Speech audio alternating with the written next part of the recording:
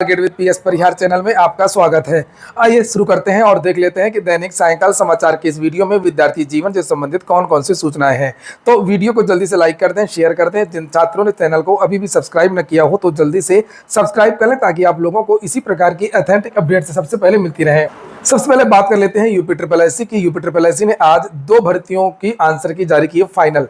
एक तो एजीटीए की का जो एग्जाम हुआ था उसकी आंसर की, और दूसरी जो जूनियर असिस्टेंट 5512 है उस। तो ये देख सकते हैं, ये नोटिस है 30 तारीख की इसमें डेट पड़ी हुई है, और इसमें यहाँ लिखा हुआ है कि जो 30 जून को प्रोविजनल आंसर की जारी की गई थी उसमें आपत्तियां मांगी गई थी, उसके निराकरण के उपरांत प्रश्नगत परीक्षा के मास्टर सेट की संशोधित उत्तर कुंजी अभ्यर्थियों के अवलोकनार्थ आयोग की वेबसाइट पर अपलोड कर दी गई है।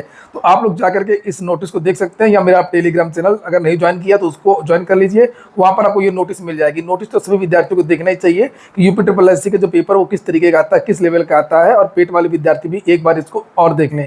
खासतौर से जो हिंदी वगैरह के जो प्रश्न है ये देखिए आप लोग, ये देखिए प्रश्न भले ही ना है, वो चैप्टर आप लोग देख लीजिए, उससे संबंधित मिलती जुलती प्रश्न आपको आने वाली भर्तियों में देखने को मिल सकते हैं। कुल 6 प्रश्नों में बदलाव हुआ है, और हिंदी में 2 प्रश्नों पर फुल मार्क्स दिए गए हैं, एक का उत्तर बदला गया है। जीएस में 1 में फुल मार्क्स सभी को मिल गए हैं। कंप्यूटर के 1 प्रश्न का विकल्प बदल दिया गया है और किया गया है। यूपी स्पेशल में भी 1 प्रश्न का विकल्प बदल दिया गया है, और कुल मिलाकर के 6 प्रश्नों पर ऑब्जेक्शन यूपी ने मान लिया है। जूनियर असिस्टेंट की भर्ती, अगली जो सूचना है वो भी इसी की यूपी की है। ये देख सकते हैं एजीटीए का जो एग्जाम हुआ था उसकी भी यहाँ पर संशोधित उत्तर कुंजी आज जारी कर दी गई है। इसको भी आप लोग जाकर के वेबसाइट पर देख सकते हैं, या मेरा टेलीग्राम चैनल है वो ज्वाइन कर लीजिए, उसकी लिंक मेरे प्रत्येक वीडियो के डिस्क्रिप्शन में उपलब्ध रहती है। तो वहाँ पर भी आपको ये नोटिस मिल जाएगी और ये आंसर की जारी कर देगी। तो अब आप लोगों को आने वाले समय में पेट के बाद अगले महीने आपको बहुत सारी भर्तियों के जो फाइनल परिणाम है, यानी कि डीवी के लिए जो परिणाम, लिखित परीक्षा का जो परिणाम है वो देखने को मिलेंगे।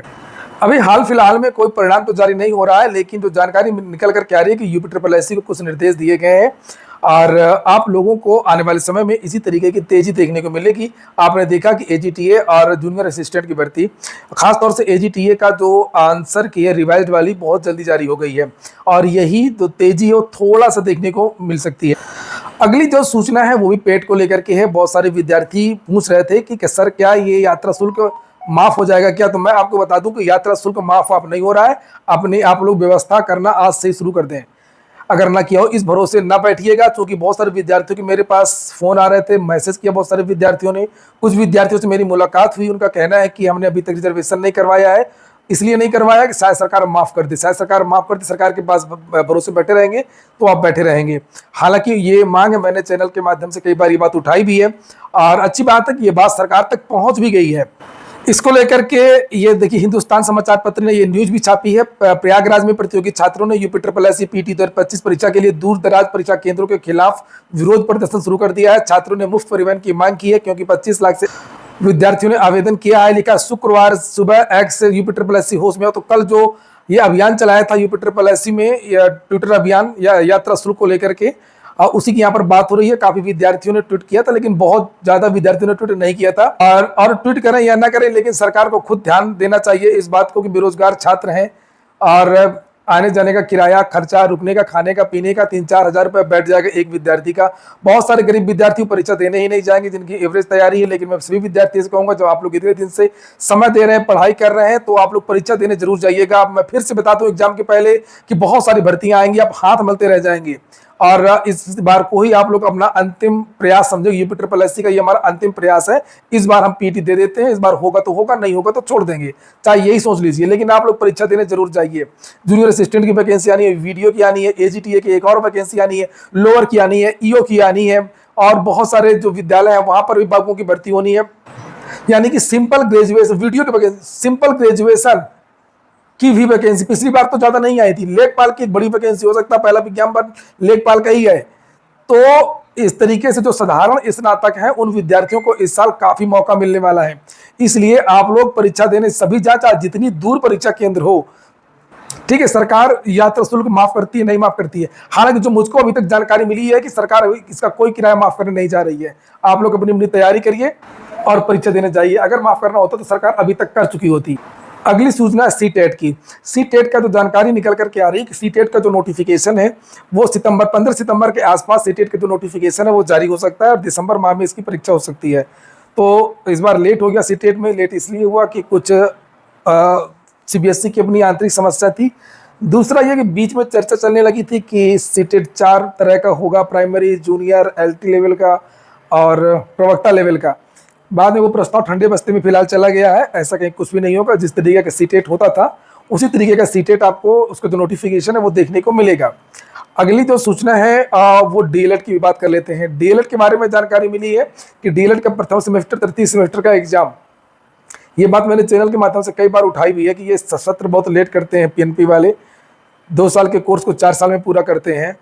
और अब जो जानकारी मिल रही है कि डीएलएड का प्रथम सेमेस्टर और तृतीय सेमेस्टर का जो एग्जाम है वो सितंबर लास्ट या अक्टूबर के महीने में हो सकता है। और सितंबर के महीने में ही 10 सितंबर के पहले पहले एग्जाम की नोटिस वगैरह आपको देखने को मिल जाएगी। परीक्षा फॉर्म वगैरह भी भरवाए जाएंगे। और यूपीपीएससी ने भी एक नोटिस जारी की है आज एक एग्जाम की। ये आप लोग यहाँ पर ये देख सकते हैं, 30 तारीख की ये नोटिस है। और इसमें लिखा है उत्तर प्रदेश लोक सेवा आयोग प्रयागराज द्वारा 2025 में आयोजित की जाने वाली परीक्षाओं हेतु वार्षिक कैलेंडर 28 जनवरी 2025 के क्रम संख्या 20 पर उल्लिखित उत्तर प्रदेश प्राविधिक शिक्षा अध्यापन प्रशिक्षण सेवा परीक्षा 2023 के अंतर्गत विज्ञापन संख्या लिखा है। और उसकी विज्ञप्ति में 14 प्रकार के प्रशिक्षित 46 पदों पर निर्धारित तिथि 21 सितंबर में आंशिक संशोधन करते हुए प्रसंगत परीक्षा दिनांक 21 सितंबर एवं 22 सितंबर सोमवार को प्रदेश के लखनऊ जनपद में प्रथम सत्र पूर्वाह्न 9 से लेकर के 11:30 तक और अपराह्न सत्र में 2:30 बजे से लेकर के 5 बजे तक। पेपर में क्या क्या होगा उसको लेकर के भी यहाँ पर जानकारी दे दी गई है। ये देखिए फर्स्ट मीटिंग और सेकेंड मीटिंग में जो पेपर होने जा रहा है, ये देखिए रविवार को और ये सोमवार को, ये पहला दूसरा, ये देखिए ये पूरा जो कार्यक्रम है वो उत्तर प्रदेश लोक सेवा आयोग ने जारी कर दिया है।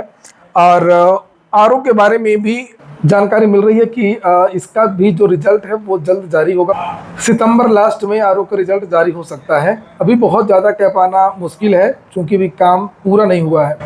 एलटी को लेकर के अभी कोई हलचल नहीं है, मैंने पहले ही बताया था। तो उसकी एग्ज़ाम डेट को लेकर के अभी आप लोग इंतजार ना करिए। आप लोग केवल अभी पढ़ाई करिए। आपके पास पढ़ने के लिए पर्याप्त समय एग्जाम में।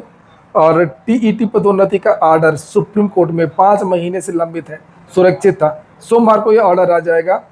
जितने भी शिक्षक हैं अब उनकी जो पदोन्नति है वो इसी ऑर्डर पर डिपेंड करेगी कि जो प्राइमरी के जो टीचर हैं वो जूनियर में आ पाएंगे कि नहीं आ पाएंगे बिना टीटी का। हालांकि एनसीटी ने पहले कह दिया है। और प्रधानाध्यापक अगर बनना है तो अगर जैसे मान लीजिए पुराना टीचर है बहुत, तब टीटी नहीं चलता था। अगर उसको प्रधानाचार्य बनना है तो भी उसको टीटी पास होना होगा। तो टीटी का ये महत्वपूर्ण आर्डर है। और ये देख सकते हैं ये लिस्ट हो गया है। ऑनरेबल जस्टिस दीपांकर दत्ता और ऑनरेबल जस्टिस यहाँ अगस्टीन जॉर्ज मसीह। तो सोमवार को सुनवाई है। ये देखिए 1 सितंबर की डेट पड़ी हुई है।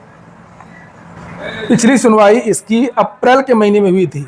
अप्रैल के बाद में ये यहाँ पर देखिए लिखा भी है रिजल्ट हुआ था ये 3 अप्रैल को। अप्रैल के बाद से अब आदेश आ रहा है और इस आदेश का प्रभाव पूरे देश में पड़ेगा। अगर मान लीजिए उत्तर प्रदेश में ही अगर जो पदोन्नति की जो प्रक्रिया चल रही थी इसमें अगर ये ऐसा हो गया, सुप्रीम कोर्ट ने कह दिया गया कि केवल और केवल टेट पास ही जूनियर में जाएंगे, तो जूनियर में बहुत सारे जो पद है वो भर नहीं पाएंगे। और हो सकता है कि सरकार इन पदों को भरने के लिए नई भर्ती निकाले, जैसे कि विद्यार्थी मांग भी कर रहे हैं। इसको लेकर के विद्यार्थियों ने याचिका भी डाली है। तो बहुत बड़ा ऑर्डर है चूंकि सुप्रीम कोर्ट का ऑर्डर है। और जैसा जो भी होगा मैं आपको सोमवार को बताऊंगा। 1 सितंबर को ये डेट ये लगी है। पुराना केस है, ये देख सकते हैं आप लोग, डायरी नंबर 26 सितंबर 2018। ये हो गया आज का वीडियो आपको अच्छा लगा हो, आपके काम का हो तो लाइक अवश्य कर दें। जिन छात्रों ने चैनल को सब्सक्राइब न किया हो सब्सक्राइब कर लें। पूरा वीडियो सुनने के लिए बहुत बहुत धन्यवाद।